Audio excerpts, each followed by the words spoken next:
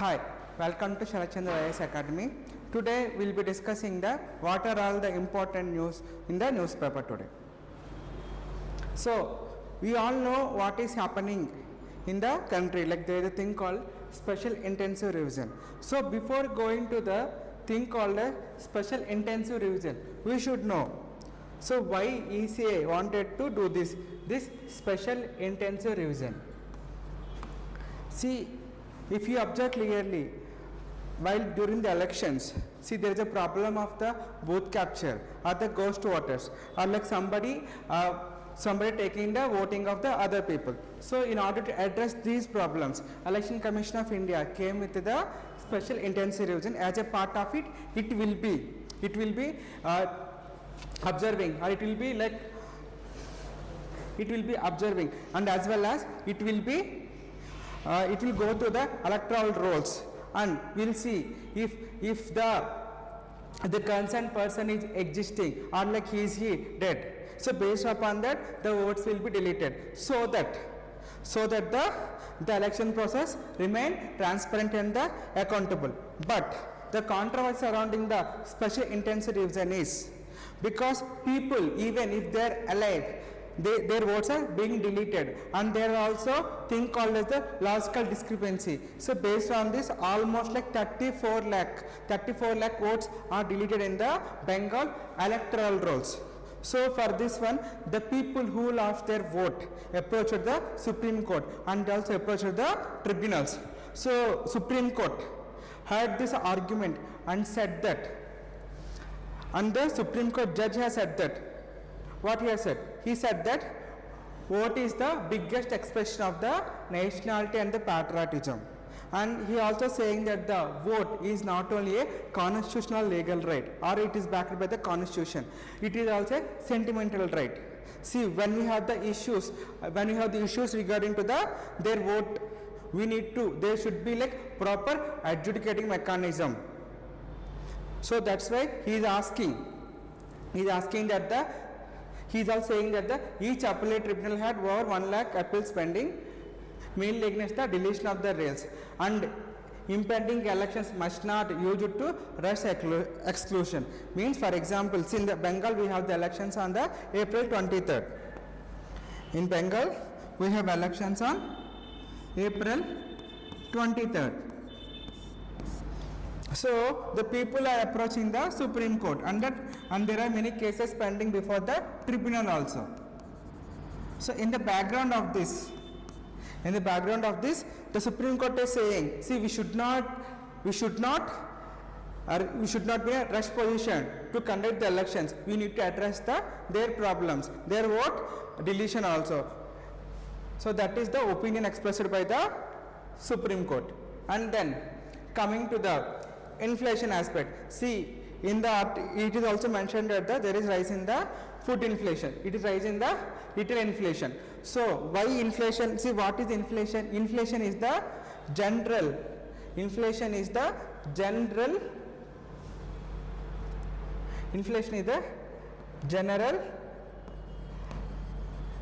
rise of prices. See, we have two things called as the headline inflation and the core inflation. So in the core inflation we won't be considering the food materials while calculating the core inflation, whereas headline inflation will be included in the food as well. Why would not be considering the food in the core inflation? Because see, food materials always tend to be volatile. See, there is to be change in every time. So that's why we won't be considering the food in the core inflation. Further, we also need to understand this data which is published by the Ministry of Statistics. This is based upon the new revised thing on the base year. It is based on the base year 2024. And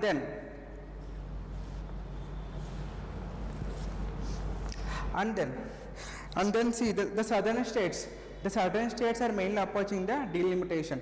So first we need to understand what is delimitation. Before that, we also need to understand our political democracy is based on a thing called as the one vote, one value. See, we all know what is one vote and the one value.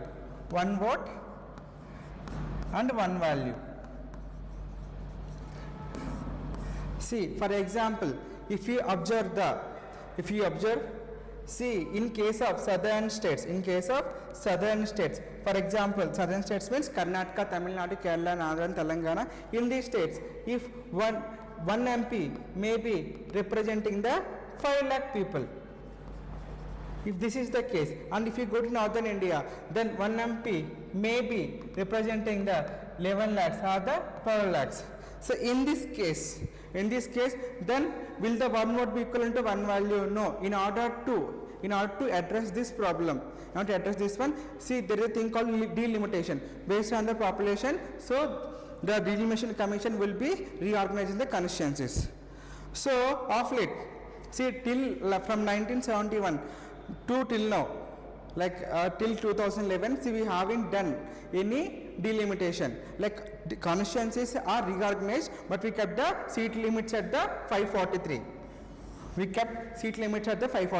But for 2026, and also in order to implement the women reservation, see, the central government is planning to do the delimitation. So in this aspect, under the Article 82, Parliament is trying to enact the delimitation in order to increase the number of seats, so that the value of one vote will be equal across the country. So on the basis of the new delimitation, the number of seats in the Parliament will increase from 543 to 816. Okay, in this context, the northern states will be having the more number of seat increase compared to the southern states. The southern states are complaining that because of this we will lose a voice in the center. So that's why southern states are asking we should have a better mechanism. So in this context, Telangana CM Ravant Reddy has given new idea. It is saying that we should have a like a hybrid model of delimitation, where it give equal emphasis to GSDP and the population. See, the current delimitation will be based on the current delimitation will be based on the population. Current delimitation will be based on the population, right? So, but he is proposing, see, rather than solely depending on the population, we shall have a hybrid model where the GSDP, the state GSDP will be considered, and the population will also be considered for the increase in the number of seats. And also like if you are trying to follow the delimitation based on the population, means it is going to what we call, the southern states have done many measures for control of the population and restrict the population growth. It is like penalizing for the good efforts. So this is the idea expressed by the Telangana state CM. And then if you come to the other news, and it is about the predatory loan apps. See, if you observe clearly, there are many loan apps available in the app store. See, these things, like initially without any security, these loan apps are offering the loan. At the same time, while giving the loans, they are asking the permission from the person who is seeking the loan. So he see, after taking information from him, like from the contacts, call logs, photos and galleries and everything, then they are delivering the loan. In case of the non-payment of the loan, these the so-called credit companies are blackmailing the person who has taken the loan. It is causing a lot of issues for the people who has taken the loans. At the sometimes also the people are committing the suicides. So this article, so there is a need to regulate these loan apps in the market. So these loan apps are targeting the middle and the lower income borrowers. So these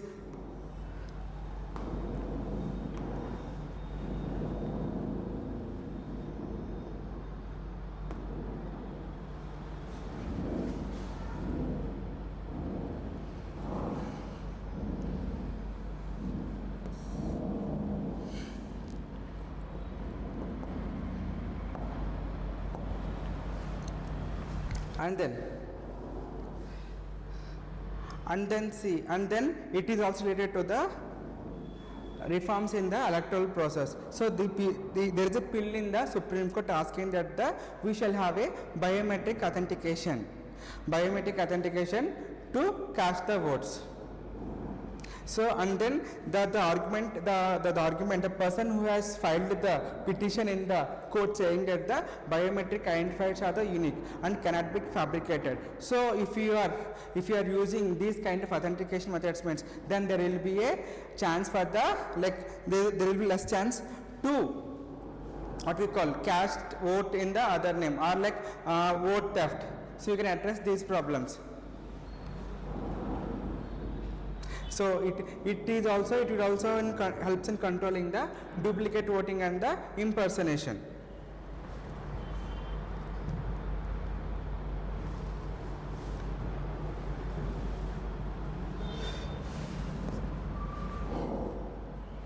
And then coming to the, so this article is very important because this article is written by the former RBI Governor C. Rangarajan, and in this article he is saying that how West Asian crisis is impacting the emerging economy like India. So in this article what he is saying, so he is saying that India is the fourth largest consumer of the energy. So after European Union, USA and the China, India is fourth largest consumer of the energy. So and India has an enormous population and it is dependent on the import of the crude, and India is also exporter of the petroleum refinery products also. So he is saying that since the Strait of Hormuz is closed because of the ongoing West Asia war, he is saying that how it is going to impact the Indian economy. First of all, the petroleum, the crude petroleum, these byproducts can be used in the fertilizer industry.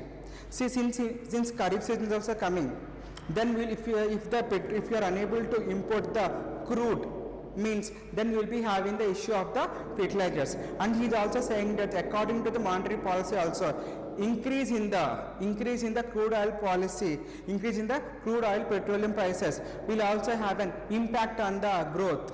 That is also he is saying, and he is also saying that since in order to control the petroleum prices, the subsidies were given to these oil marketing companies. So because of this one also, the Indian government is losing the tax also.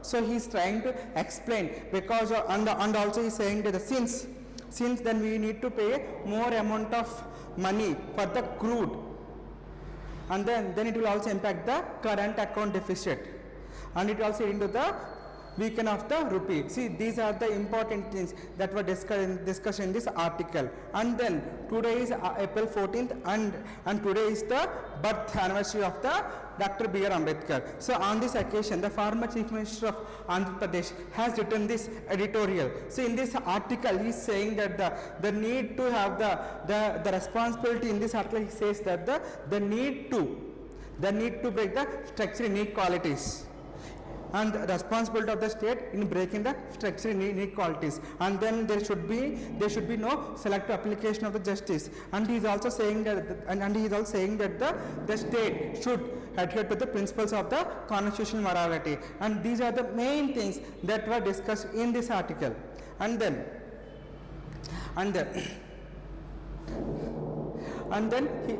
this article is also about the role of the EC in the role of EC in the promotion of democracy. So what he is saying, he is also a former election commissioner. He is saying that the voting is not only voting is not just a public service. It should be accessed by everyone. It is a right guaranteed by the constitution. He is saying that the vote is a right guaranteed by the constitution.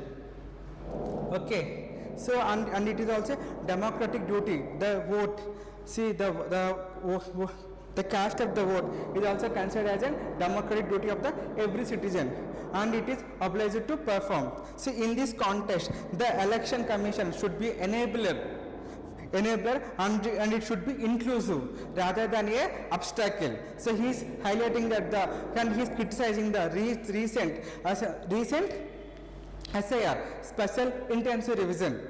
So, and he is also saying that the need to have the SIR, special intensive revision, special intensive revision. So, and he is also saying that the need to have the SIR, special intensive revision, special intensive revision. So, and he is also saying that the need to have the SIR, special intensive revision, special intensive revision. So, and he is also saying that the need to have the SIR, special intensive revision, special intensive revision. So he's criticizing the special intensive revision because of the various discrepancies and various things. So that he's saying that the people should not lose faith in the institutions. See, if the people lose faith in the institutions, then people may go towards the injustice.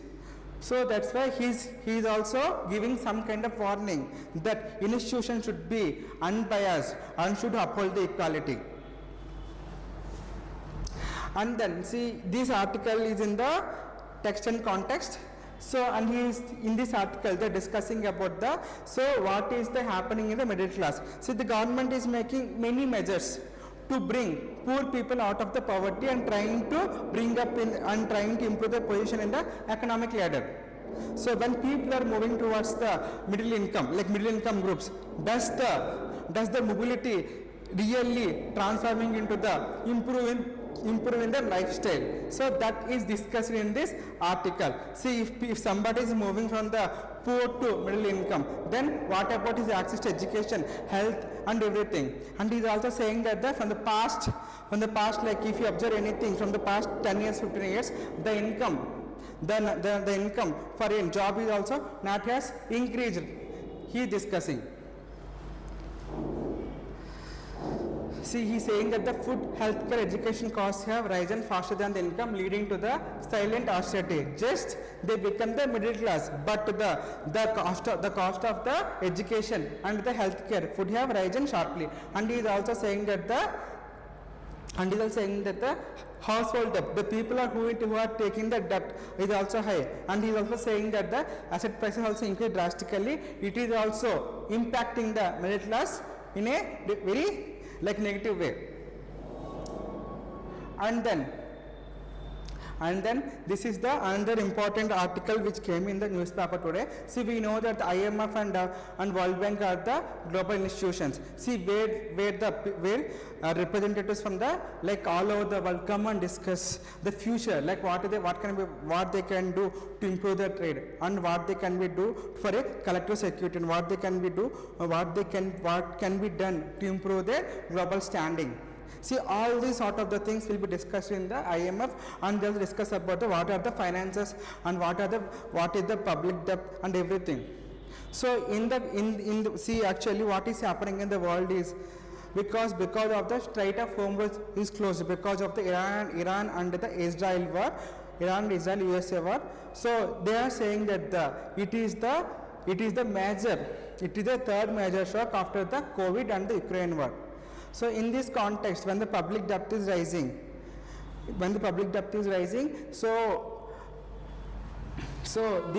the ongoing war is going to have a very severe impact on the ongoing talks. So these are all the important articles came in the news today. These are the important articles which came in the news today. For more updates and for more information related to the UPSC and APPSC and TGPSC, subscribe to Sarat Chandra IAS Academy. Thank you.